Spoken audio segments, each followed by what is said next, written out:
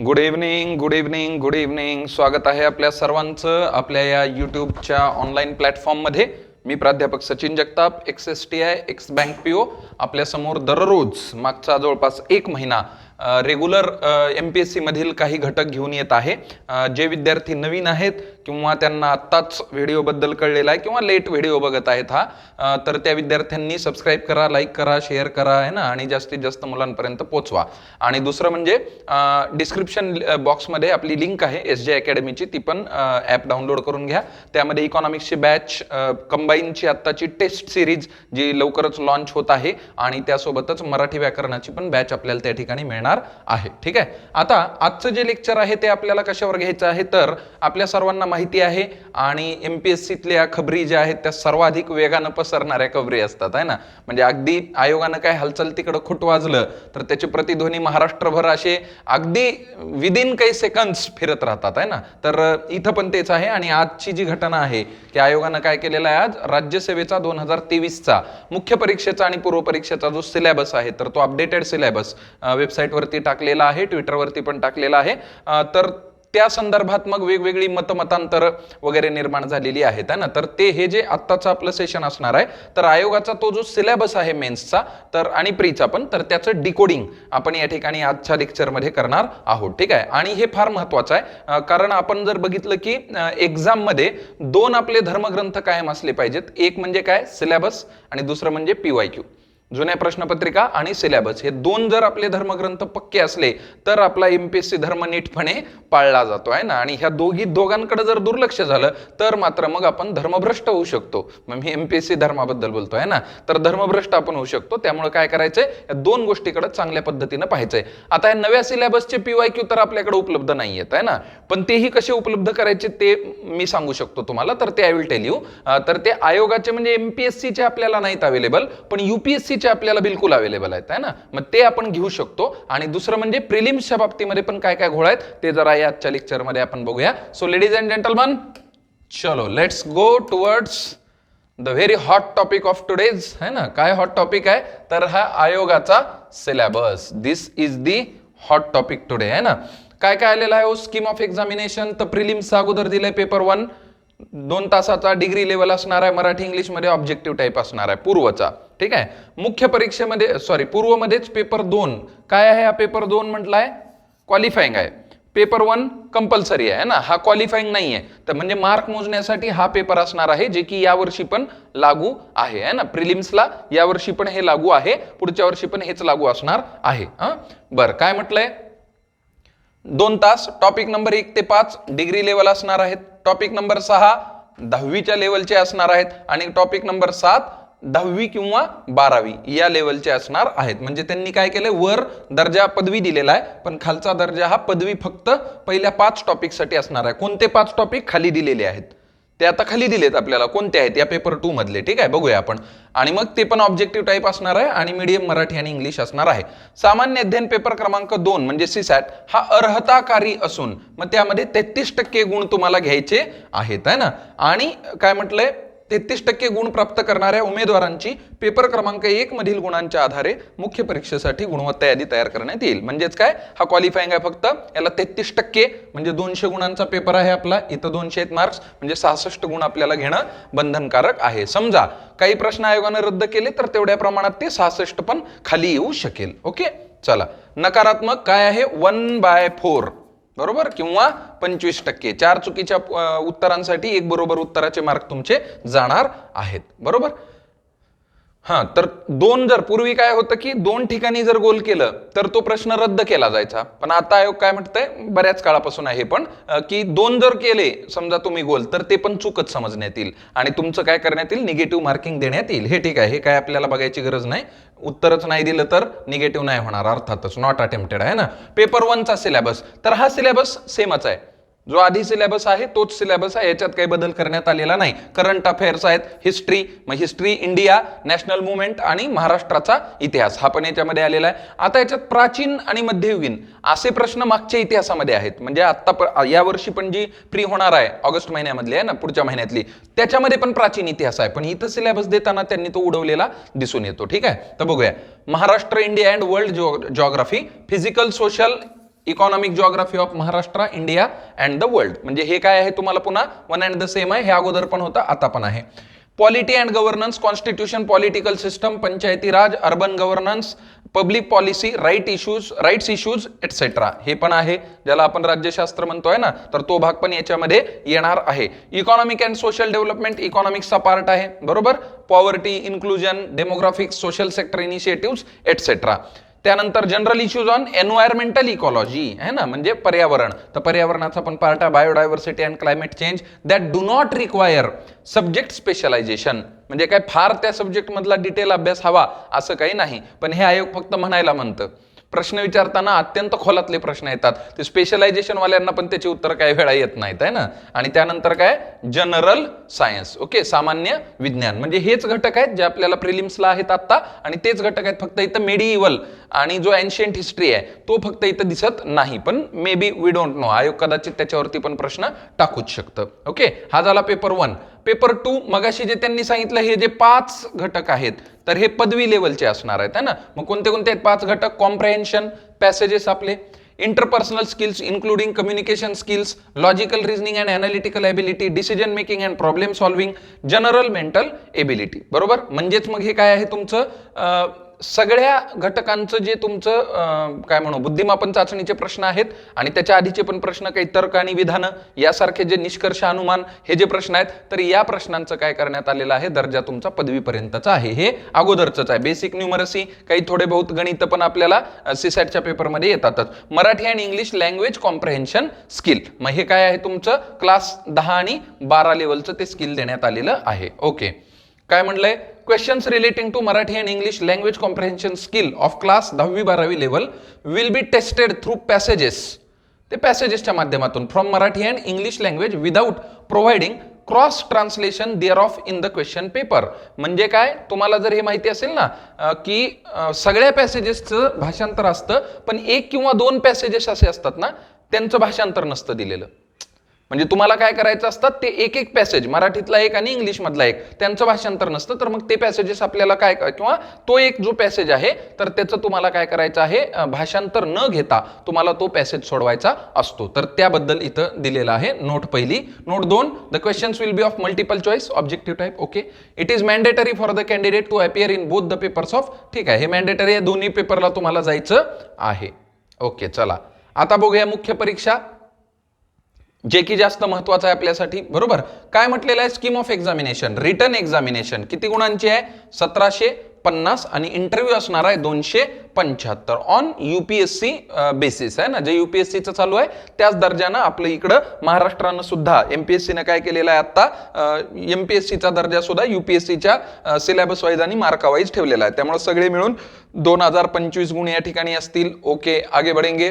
आता पेपर बघा, हे सर्वात महत्वाचं पेज आहे आपल्या या पूर्ण लेक्चर मधलं आहे ना, आणि यामध्ये आता कुठं कुठं काय काय येणार आहे त्याचा सिलेबस खाली देण्यात आलेला आहे. तर काय केलेलं आहे, तर सगळं म्हणजे A to Z जो सिलेबस आहे ना तो सगळा UPSCचाच या ठिकाणी घेण्यात आलेला आहे. आणि त्यामुळं आता त्याचे फायदे तोटे काय होतील त्याच्याबद्दल आता आपण पुढे बोलूयाच. ओके, आणि त्याला आता काय प्रकारची तयारी लागेल आणि काय गोष्टी त्याच्यात बदलाव्या लागतील हे पण आपण पुढे बोलूया.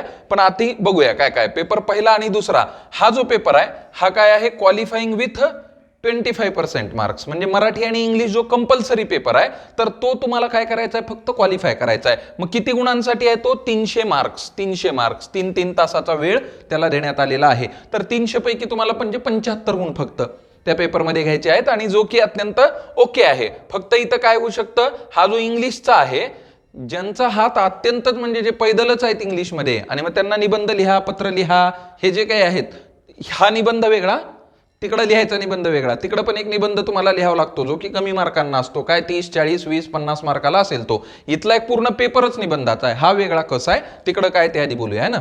तर निबंध आहे, पत्र आहे, औपचारिक पत्र, अनौपचारिक पत्र, सारांश है ना. त्यानंतर पूर्वी मुलाखत लिहावी लागायची तुम्हाला, पूर्वी असायचं मुलाखत लिहा.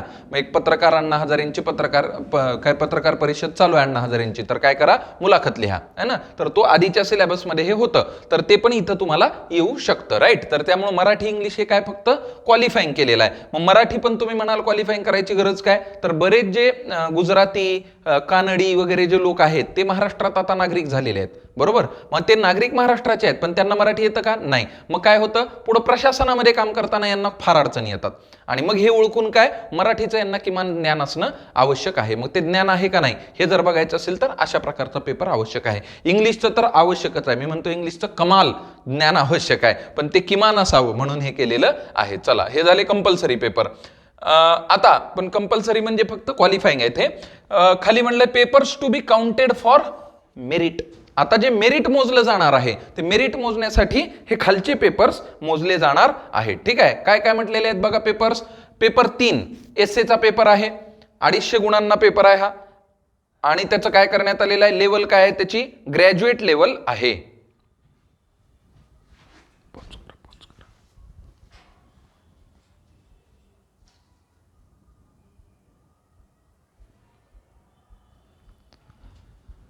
तर पुढचा जो पेपर आहे तो निबंधाचा पेपर आहे. ह्या निबंधाच्या पेपरमध्ये काय म्हटलेलं आहे की ग्रॅज्युएट लेवल आवश्यक आहे. आता हा जो पेपर आहे ऍक्च्युली एमपीएससी किंवा यूपीएससी पण हा जो पेपर ठेवलेला आहे त्या पेपरमधून खरं तर उमेदवाराच्या बऱ्याच गोष्टींचा यूपीएससीला अंदाज येतो आहे ना.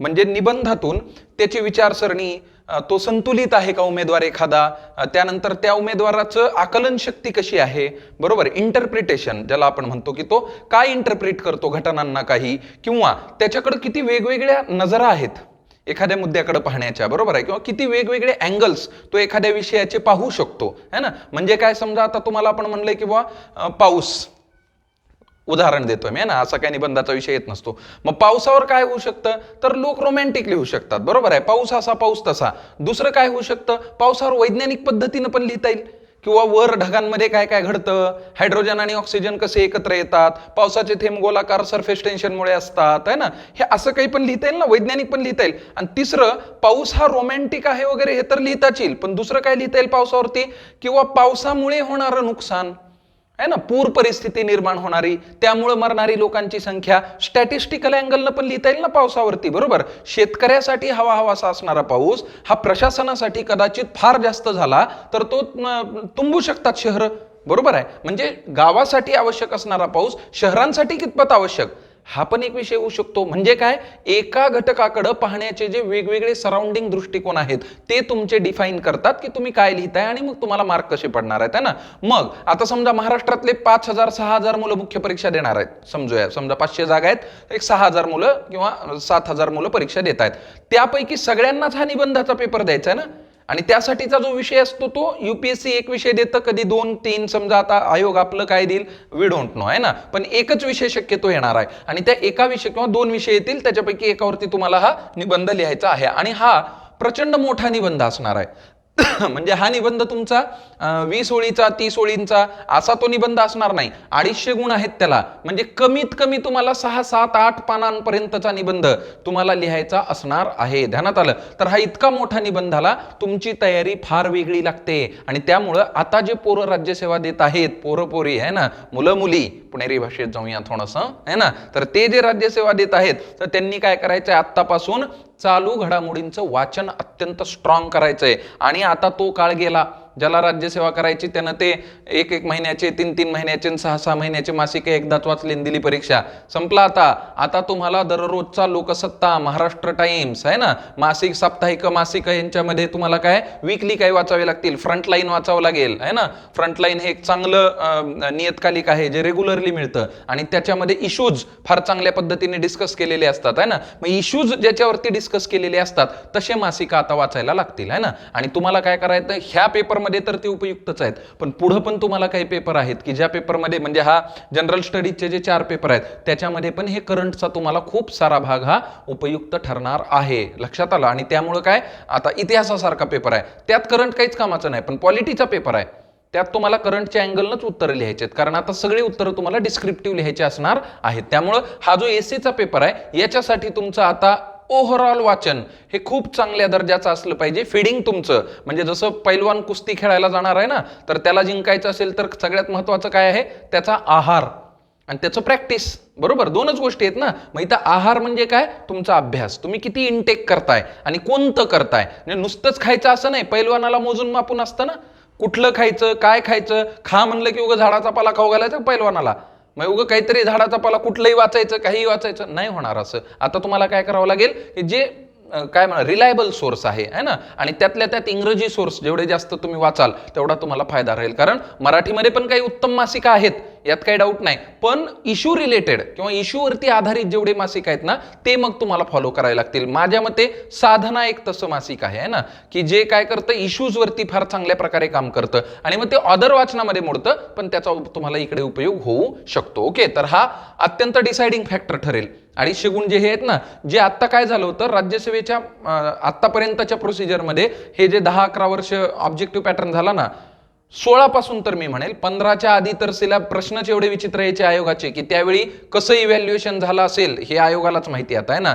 म्हणजे अगदी गोळ्या मारणारे आणि उत्तर ज्यांचे बरोबर आले गोळ्या मारून ते लोक असं म्हणू शकत नव्हते की या प्रश्नाचं उत्तर मला येतच होते.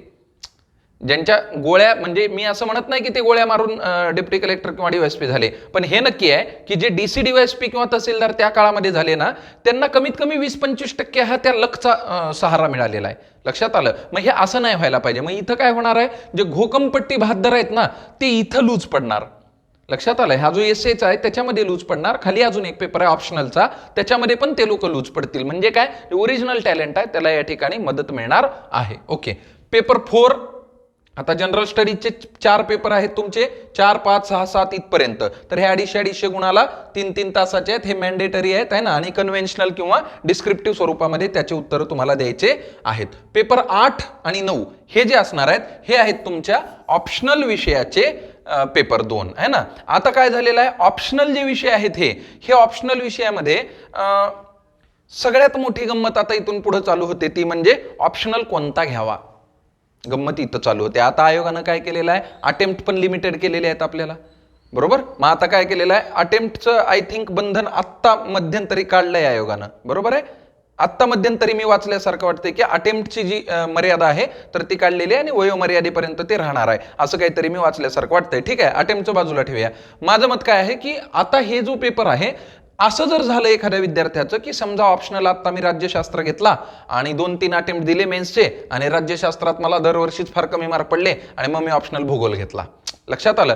तर it can happen and it will happen. तर त्याच्यासाठी काय करायचं, ज्या लोकांना 2 गोष्टी सांगतो. ज्याला असं वाटतं की टेक्निकल बॅकग्राऊंड मधून एखादा आलेला आहे आणि त्याला असं वाटतं की माझा अमुक एक विषय अत्यंत स्ट्रॉंग आहे, बरोबर, तर मग त्यानं तो विषय घ्यायला काहीच हरकत नाही. फक्त त्या विषयाचा सिलेबस आणि युपीएससीनं त्याच्यावरती कशा प्रकारे प्रश्न विचारलेले आहेत हे एकदा बघून घेतलं पाहिजे. ते जर टप्प्यातलं वाटलं, ते जर तुम्हाला असं वाटलं की yes I can score here असं जर वाटलं तर तुम्ही त्या विषयाला हात घाला. नाही तर टेक्निकल विषयाचे मुलं कमी असतात. समजा एखाद्यानं आता मॅथमॅटिक्स विषय घेतला तर मग मॅथमॅटिक्समध्ये ऑप्शनल लिहिणारे हे मुलांची संख्याच असणार आहे 8-10, 20-30 ह्याच्या पलीकडे नसणार आहे. मग त्यामुळे जो तपासणार आहे ना त्याच्याकडे 10 पेपर तपासायला प्रचंडच वेळ आहे ना, त्यामुळे तो डोळ्यात तेल घालून सगळंच व्यवस्थित बघणार आहे तुमचं. आता त्याचा फायदाही आहे आणि तोटाही आहे. तुम्ही जर व्यवस्थित लिहिलेलं असेल तर त्याचं इव्हॅल्युएशन पण चांगलं होणार आहे, आणि तुम्ही जर व्यवस्थित लिहिलेलं नसेल तर मग तिथं तुम्ही पाट्यात टाकल्या तर मग तुम्हाला ते सगळं निगेटिव्ह मध्ये जाणार आहे. लक्षात आलं? पाट्या टाकणे म्हणजे उगं काहीतरी जोडून लिहायचं. And therefore above mentioned equation can be written as follows, therefore this is the equation, म्हणजे पाट्या टाकणे म्हणतात त्याला. जे कामाचं आहे ते न लिहिता बिनकामाचं लिहून पानं भरणे. ध्यानात आलं? तर हे तिथं करता येणार नाही. मग आता मार्केटमध्ये किंवा बाजारात असे राहणारे विषय कोणते कोणते आहेत? इतिहास एक कायम बाजारात राहणार, लोकप्रशासन एक कायम बाजारात राहणार, कारण लोकप्रशासन इज काय म्हणूया जवळपास पॉलिटिकल सायन्स सारखाच आहे, पण पॉलिटिकल सायन्सचं सोपं रूप आहे. अजून पॉलिटिकल सायन्समध्ये तर अजून अवघड आहे. विचारवंत वगैरे तिकडे विचारले जातात. आपण बघूया इथं पॉलिटी पण कुठं दिले ते. तर विचारवंत वगैरे त्याच्यामध्ये काही विचारले जातील, किंवा घटना दुरुस्तीच्या पद्धती, संविधानातल्या काही तरतुदी, ॲज ऑफ, व्हेन, दिअर, त्याची भाषा, हे थोडं अवघड आहे. लोकप्रशासन त्या मानानं सोपं आहे. म्हणजे काय, कलेक्टरचे कार्य लिहा, बरोबर, पंचायत समिती सभापतीचे हे लिहा, अर्हता लिहा काय आहेत त्या, म्हणजेच काय ते असं आहे की पॉलिटीचा सोपा केलेला पार्ट म्हणजे लोकप्रशासन आहे. आता लोकप्रशासनामध्ये पण विचारवंत आहेतच, ते काय नाकारायचं कारण नाही, पण ते तुलनेनं सोपं आहे. आणि त्यामध्ये बऱ्यापैकी जेव्हा 2011-12च्या आधी जेव्हा हाच सिलेबस होता ना, त्यावेळी ऑप्शनलमध्ये लोकप्रशासन असणाऱ्यांची संख्या खूप जास्त असायची. ठीक आहे. भूगोल हा एक असा विषय आहे की जो ऑप्शनलमध्ये फार चांगल्या प्रकारे निवडला जातो. आणि अजून एक विषय आहे की जो महाराष्ट्रामध्ये बरेच विद्यार्थी येतात, तो म्हणजे मराठी साहित्य. हा एक विषय आहे की जो बऱ्याच मुलांनी घेऊन काय केलेली होती, म्हणजे अगोदरच्याही काळात आणि आता पण UPSC साठी तर खूप मुलं मराठी साहित्य हा विषय प्रिफर करतात. ज्यांना थोडंसं वाचनाचं अंग आहे, साहित्याचं अंग आहे आणि इंटरप्रिटेशन स्किल थोडं बरं आहे, ज्यांचं वादविवादात ते मुलं बरे आहेत किंवा वक्तृत्व, बोलणं, कविता ह्या गोष्टींचा ज्यांना रस आहे, तर त्या मुलांसाठी मराठी साहित्य हे वरदान आहे. त्या मुलांसाठी तो विषय वरदान आहे आणि खूप चांगले मार्क्स ते मुलं घेऊ शकतात. तर आपण बघूया पुढे काय ते. चला तर आता सिलेबस बघूया.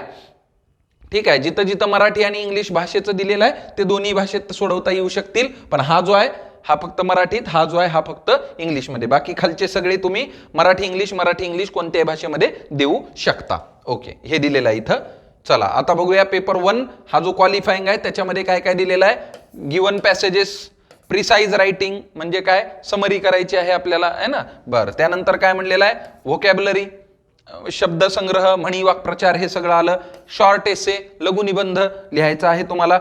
म्हणजे इथं बघा काय म्हटलेलं आहे, शॉर्ट एसे, आणि तिकडे एसेचा एक पेपरच आहे, तिथं एसे म्हटलंय, म्हणजे लेंथ तुम्हाला लक्षात आली आता, आहे ना. Translation from English to Marathi and vice versa, म्हणजे भाषांतर हे करायचं आहे. Right. This paper will be of qualifying nature, त्यामुळे ह्याचे काही मार्क घेतले जाणार नाहीत. इंग्लिशचं पण सेम तेच आहे, काही बदल नाही ह्याच्यामध्ये. ओके.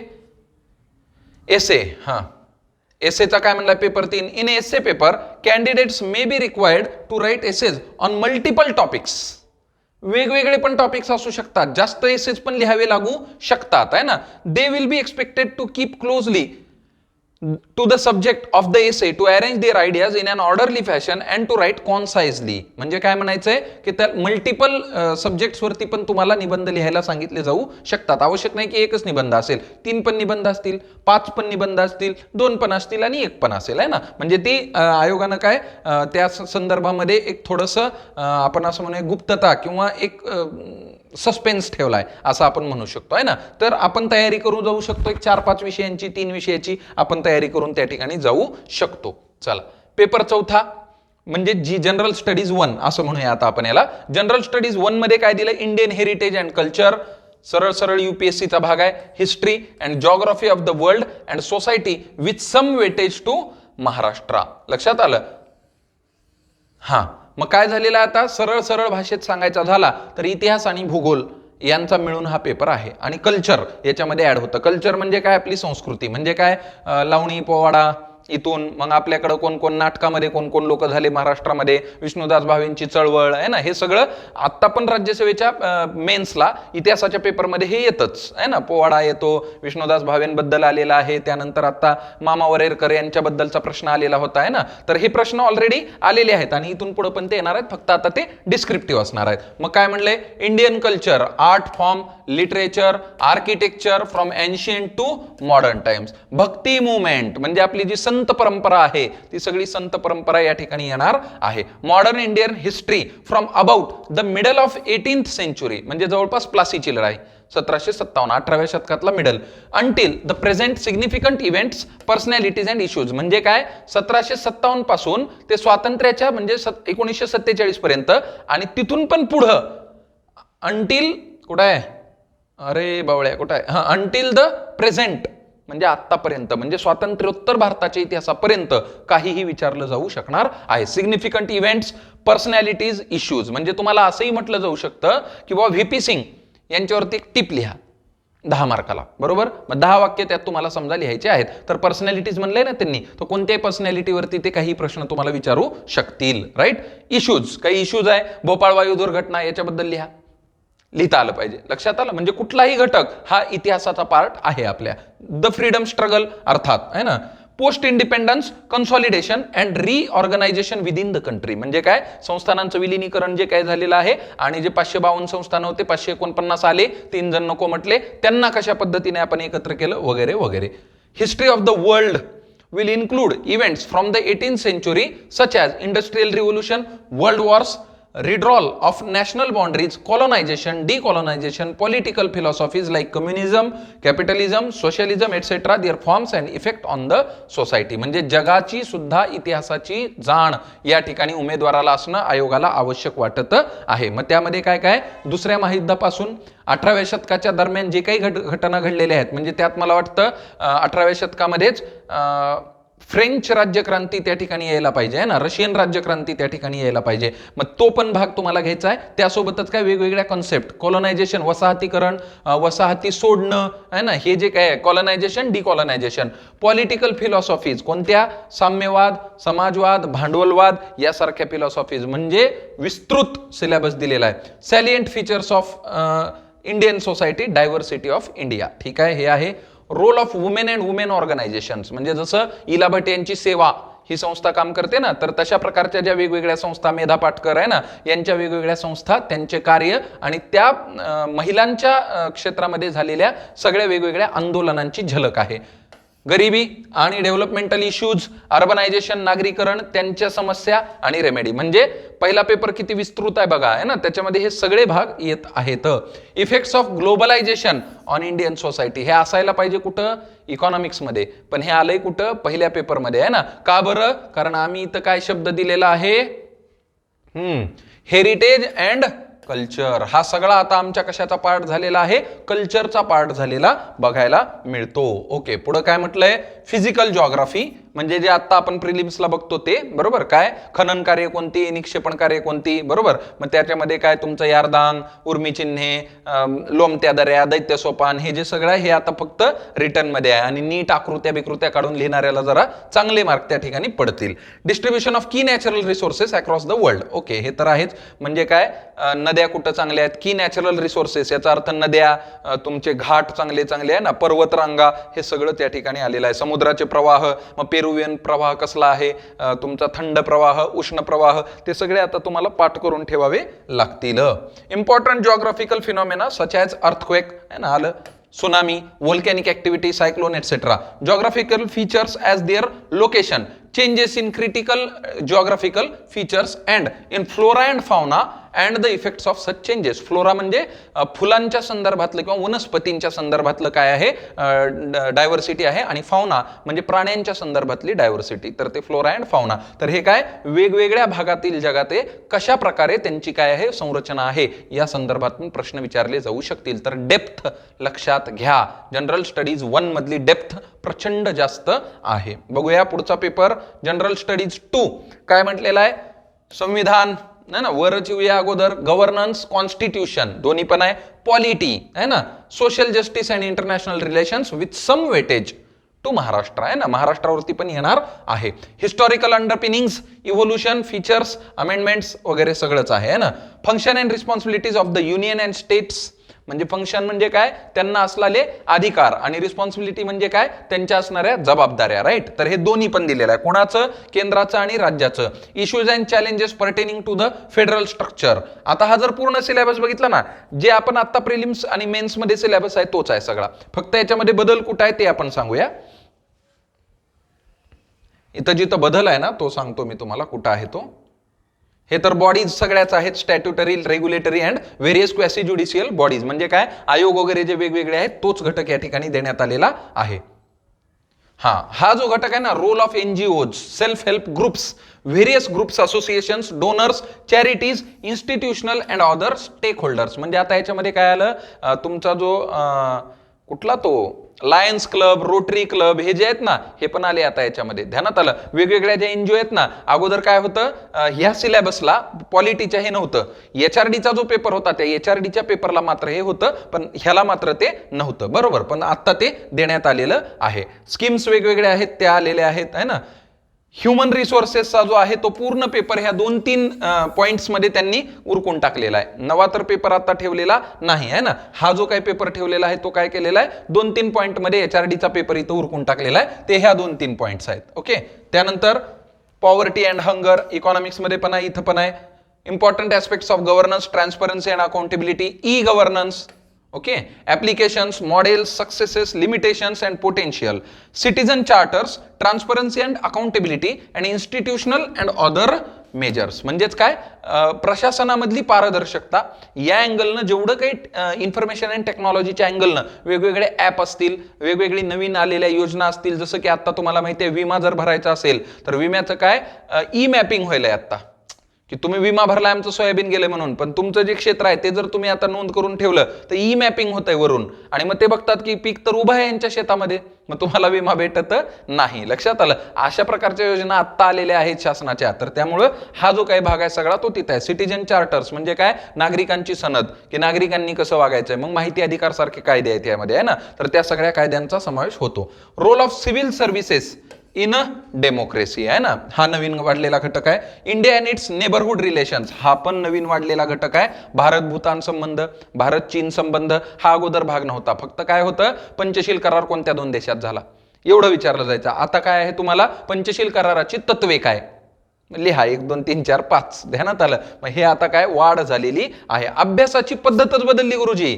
कळतं काय चाललंय, अभ्यासाची पद्धतच चेंज झालेली आहे. आता पण अभ्यास तोच आहे, पण आता घोकमपट्टी नाही. घोकमपट्टी असली तरी कोणती आहे, मग आता सगळीच घोकमपट्टी आहे. आता मुद्देच ध्यानात ठेवायचे सगळे तुम्हाला. आता तुम्हाला एवढंच नाही की जिग्मेक हे सरनाम घ्याल, तो भूतानचा राजा, त्याचं नाव फक्त नाही ध्यानात ठेवायचं, नाव तर ठेवायचंच, पण त्याच्यासोबत झालेला तो जो ग्रॉस नॅशनल हॅपीनेसचा त्याचा सगळा भाग आहे तो सगळाच पाठ करायचा. आता त्याच्यात कोणते कोणते घटक आहेत, सुशासन काय म्हणतंय, हे सुशासन म्हणजे काय, हे सगळं डिटेलमध्ये लिहायची आता तयारी ठेवायची आहे. चला, bilateral, regional and global groupings म्हणजेच काय, दोन देशाची आहे एखादी संघटना. मग बायलॅटरलचा अर्थ तो होतो. रिजनल म्हणजे काय, एखाद्या प्रादेशिक संघटना जशी सार्क आहे, आशियान आहे ना, किंवा ॲपेक आहे, किंवा groupings and agreements involving India and or affecting India's interest, म्हणजे भारताच्या इंटरेस्टची असणारी किंवा भारताच्या इंटरेस्टवरती परिणाम करणारी संघटना जी आहेत त्या त्यामध्ये आलेल्या आहेत. Effect of policies and policies of developed and developing countries on India's interest and Indian diaspora. Important international institutions, agencies and फोरा, डिअर स्ट्रक्चर, मॅन्डेट. ज्या काही महत्वाच्या संघटना आहेत, म्हणजे कोणत्या, ज्या HRDच्या पेपरमध्ये होत्या सगळ्या 2.11 मध्ये, ह्या सगळ्याच संघटना होत्या. मग त्यामध्ये काय, युनो, IMF, IBRD, त्यानंतर काय अंगटाड, यासारख्या सगळ्या संघटना त्यामध्ये होत्या, त्या याच्यामध्ये आलेल्या आहेत. देअर स्ट्रक्चर अँड त्यांचं मॅन्डेट, राईट. हे सगळं GS जनरल स्टडीज पेपर 2 मध्ये आलेलं आहे. पेपर 3 मध्ये काय आलेलं आहे, टेक्नॉलॉजी, इकॉनॉमिक डेव्हलपमेंट, म्हणजे थोडक्यात जो पेपर 4 होता तर तो पेपर 3 झालाय आता, आहे ना. म्हणजे टेक्नॉलॉजी पण आली, तंत्रज्ञान, इकॉनॉमिक डेव्हलपमेंट. फक्त वाढलेलं काय, बायोडायव्हर्सिटी आणि एन्व्हायरमेंट, जे इथं नव्हतं तर ते इथं काय झालेलं, वाढलं. ते एन्व्हायरमेंट आणि बायोडायव्हर्सिटी फक्त प्रीला होतं अगोदर, आता ते मेन्सला पण आलेलं आहे. चला, काय काय दिलेलं आहे बघूया. मग डिझास्टर मॅनेजमेंट पण होतं पेपर 4ला, तर ते इथं तसंच आलेलं आहे 3ला, म्हणजे 4 हा 3 झाला असं आपण सरळ सरळ म्हणू शकतो. Okay. Indian economy and issues relating to planning, mobilisation of resources, growth, development and employment. तर हेच आहे जे आपण इकॉनॉमिक्स मध्ये बघतोय, हे रेग्युलर आहे, ह्याच्यात काही बदल नाही. गव्हर्नमेंट बजेटिंग आहेच आपल्याला माहिती आहे, सार्वजनिक वित्त. मेजर क्रॉप्स, हे ॲग्रीचा जो पार्ट आहे तो पण या ठिकाणी आलेला आहे. जो पेपर 4ला ॲग्रीचा पार्ट होता तोच पेपर 3 मध्ये आता आलेला आहे. Direct and indirect, direct farm subsidy, पुन्हा एकदा ॲग्रीचा पार्ट आहे, ज्याला कृषी अर्थव्यवस्था असं आपण म्हणतो, तो पार्ट आहे, तो पार्ट परत एकदा या ठिकाणी आलेला आहे. Food processing, land reforms, effect of liberalisation, हा म्हणजे उखाजा, हा जो एक पूर्ण वेगळा टॉपिकच आहे, जो पेपर 4ला होता तोच इकडे परत एकदा आलेला आहे. इन्फ्रास्ट्रक्चर ऑलरेडी पार्ट होता हा पण, पायाभूत सुविधा, मग त्यामध्ये काय, ऊर्जा, त्यानंतर बंदरे, रस्ते, विमानतळ, रेल्वे, एटसेट्रा एटसेट्रा मध्ये मग सगळं चालू, वीज पासून सगळ्याच गोष्टी त्यामध्ये आल्या. ओके. इन्व्हेस्टमेंट मॉडेल्स, मग कोणते, BOT, BOLT आहे ना, BOULT, हे सगळे मॉडेल्स त्यामध्ये आलेले आहेत. सायन्स अँड टेक्नॉलॉजी, मग हे सगळा पार्ट जो आहे इंडियन सायन्स टेक्नॉलॉजीचा, तो सगळा पार्ट या ठिकाणी येतो, जो कुठपर्यंत आहे आपला, स्पेस पासून ते न्यूक्लिअर पर्यंत, बरोबर, आणि डिझास्टर मॅनेजमेंट सहित या सगळ्याचा भाग या ठिकाणी तुम्हाला समाविष्ट झालेला पाहायला मिळतो. बघा, disaster management, disaster risk, resilience, resilient society, हे सगळं आलेलं आहे. Linkages between development and spread of extremism, role of external state and non state actors in creating challenges to internal security. बरं, पुढं काय म्हटलेलं आहे, security challenges and their management in border areas, linkages of organised crimes with terrorism. हा एक महत्वाचा point या ठिकाणी पेपर 3 मध्ये त्यांनी दिलेला आहे. ऍक्च्युली पेपर 3 मध्ये द्यायचं काही कारण नव्हतं, पण त्यांनी काय केलंय, सिक्युरिटी अँड डिझास्टर मॅनेजमेंट याला एकत्र केल्यामुळं टेररिझम याला सुद्धा कशात घेतलं आयोगानं, डिझास्टर मॅनेजमेंट मध्ये घेतलेलं आहे ना. मग काय म्हटलंय, security challenges and their management in border areas, म्हणजे जे सिक्युरिटीचे जे त्या ठिकाणचे प्रश्न आहेत ते प्रश्न आणि त्या प्रश्नांची हाताळणी कशा प्रकारे करायची सीमावर्ती भागामध्ये आहे ना. आणि मग काय, ऑर्गनाइज क्राईम ह्याचं टेररिझमशी, ऑर्गनाइज क्राईम म्हणजे काय, अंडरवर्ल्ड, याचं दहशतवादाशी असणारं कनेक्शन जे की ऑटोमॅटिकच होत असतं. लक्षात आलं. आता जो काही ओसामा बिन लादेनची जी काही संघटना होती ती पहिल्यांदा काय दहशतवाद तयार करण्यासाठी स्थापन झाली का, ते लोकल गुंडच असतील ना. अगोदर पहिल्या दिवशी ते आले आणि त्यांनी म्हटले का अमेरिकेवर हल्ला करू आम्ही, नाही म्हटले ना. ते अगोदर त्यांनी गल्लीत दहशत केली, मग त्यांनी ऑर्गनाइज्ड अगोदर गुन्हे केले असतील 4-2 लहान सहान, आणि त्यानंतर ते जागतिक पटलावरती दहशतवादाचं रूप निर्माण झालं ना. बरोबर. दाऊद इब्राहिम पहिल्या दिवशी दुबईला पळून जाऊन मुंबईमध्ये बॉम्बस्फोट केला का त्यानं, नाही केला. अगोदर त्यानं काय केलं, काही ना काही क्राईम करत राहिला ना तो, म्हणजे लहान मोठ्या क्रिमिनल पासून हे तयार होतं. मग हे काय, ऑर्गनाइज क्राईम जो आहे त्याचा संबंध कशाशी, टेररिझमशी किंवा दहशतवादाशी. Okay. Various security forces and agencies and their mandate, म्हणजे भारतामधल्या पण रॉ पासून ते सगळ्या ज्या सिक्युरिटी एजन्सीज आहेत आपल्या, तर त्यांचं एकत्रित असणारं कार्य, म्हणजे डेप्थ लक्षात घ्या, किती डेप्थ आहे ते लक्षात घ्या. सिलेबसची खोली प्रचंड स्वरूपामध्ये आहे. चला, general studies 4 ethics, integrity and aptitude. आता हा युपीएससीचा जो आहे तो जशाच तसा भाग त्यांनी काय केलेला आहे, आयोगानं उचललेला आहे. ठीक आहे. मग काय म्हटलेलं आहे, following broad areas will be covered, human interface, essence, determinants and consequences of ethics in human actions, है ना. Dimensions of ethics, ethics in private and public relationships. एथिक्सचा अर्थ मुळात काय, नीतिमत्ता, आणि ही आवश्यक आहे. एक पब्लिक सर्वंट जेव्हा एखादा व्यक्ती होतो, लोकसेवक बनतो, त्यावेळी हे एथिक्स तुम्हाला गरजेचे आहेत. पर्सनल एथिक्स काय, म्हणजे आता हे ऑफ द रेकॉर्ड सांगतो तुम्हाला. ऑफ द रेकॉर्ड म्हणण्यापेक्षा थोडंसं हे होईल. एक राजा होतो, एक मित्र, आणि राजा झाल्याच्या नंतर त्याचा तो जुना मित्र त्याला भेटायला येतो आणि म्हणतो की माझं काम आहे, मला तुला भेटायचंय. महाराजा म्हणतो ठीक आहे, तू सायंकाळी ये आणि आपण बोलू. आणि मग त्याचा मित्र सायंकाळी येतो, आणि सायंकाळी जेव्हा त्याचा मित्र त्याच्याकडे येतो राजमहालामध्ये, तर त्यावेळी 2 समय असतात. त्या 2 समयापैकी राजा काय करतो, एक जी समयी आहे त्या एका समयीचा फुंकर मारतो, आणि दुसरी जी समयी आहे तर ती दुसरी समयीवरती ती पेटवतो आणि म्हणतो आता बोल. मग तो मित्र म्हणतो असं का केलं तू मित्रा, है ना. तो म्हणतो किंवा ही जी समयी आहे ही सरकारी खर्चाची आहे, है ना, आणि तू माझा मित्र आहेस आणि तू पर्सनल कामासाठी आलेस. इकडची समयी आहे ही माझ्या वैयक्तिक खर्चाची समयी आहे, आणि ह्या वैयक्तिक खर्चाच्या समयीवरती आता आपण काय करूया, बोलूया, तू बोल. आणि मग ते काय मित्र गप्पा मारत बसतात. दिस इज नोन ॲज एथिक्स. याला काय म्हणायचं, नीतिमत्ता. ध्यानात आलं. मग ही काय झाली, पर्सनल अँड पब्लिक एथिक्स, हे दोन्ही पण याच्यामध्ये समाविष्ट झालेले बघायला मिळतात. Human values, lessons from the live वगैरे. आता हे सगळा युपीएससीचा जो पार्ट आहे तोच आहे. केस स्टडीज ऑन अबव इश्यूज हा एक महत्वाचा घटक आहे. वेगवेगळ्या ज्या केस स्टडी झालेल्या आहेत, म्हणजे वेगवेगळ्या भागामध्ये घडलेल्या ज्या घटना आहेत, तर त्या घटनानुसार हे जे एथिक्स आहेत, म्हणजे जसं लखीना पॅटर्न महाराष्ट्रामध्ये अहमदनगरमध्ये गाजला की भ्रष्टाचार जर कमी करायचा असेल तर सगळे सरकारी ऑफिसेस काचाचे करा म्हणले. ते काचाचेच केल्यानंतर काय होईल, ह्याच्या ऑफिसचं त्याला दिसेल ना, त्याच्या ऑफिसचं त्याला दिसेल, मग ते लाच घ्यायला थोडंसं कचरतील ना. बंद ऑफिसमध्ये लाच घ्यायला जास्त मोकळी काय है ना. म्हणजे काय, एक लखीना पॅटर्न, त्याच्यानं भ्रष्टाचार बऱ्यापैकी कमी झालेला दिसून येतो. म्हणजे ह्या सगळ्या सुशासनामधल्या काही ज्या गोष्टी आहेत की केस स्टडीज म्हणून विचार केला जातो, तर त्या सगळ्या यामध्ये आलेल्या आहेत. हा झाला जनरल स्टडीज पेपर 4. आता काय त्याला लिस्ट ऑफ ऑप्शनल सब्जेक्ट्स. आता जे ऑप्शनल पेपर आहेत 1 आणि 2, तर हे बघा फक्त कोणते कोणते आहेत ऑप्शनल सब्जेक्ट. ॲग्री आहे, animal husbandry and veterinary science, आता हा वेगळा आहे. पशु वैद्यकशास्त्र आहे हा. अँथ्रोपॉलॉजी वेगळा आहे. बॉटनीमध्ये काय म्हणतो, वनस्पतीशास्त्र. रसायनशास्त्र हा अँथ्रोपॉलॉजी बघावं लागेल काय तो नक्की. मानववंशशास्त्र असं असेल ते, पण बघूया. Civil engineering, chemistry, commerce and accountancy हे पाठ आहेत. इलेक्ट्रिकल इंजिनिअरिंग, इकॉनॉमिक्स आहे, geography, geology, history, law, management, Marathi literature जे मी आता तुम्हाला सांगत होतो आहे ना. मग यामधले हॉट कोणते मला वाटतात ते सांगतो मी तुम्हाला. हा एक आहे, हा एक आहे. ठीक आहे. Mechanical engineering, medical science, philosophy, physics आहे ना, हा पण असू शकतो. पॉलिटिकल सायन्स हा एक.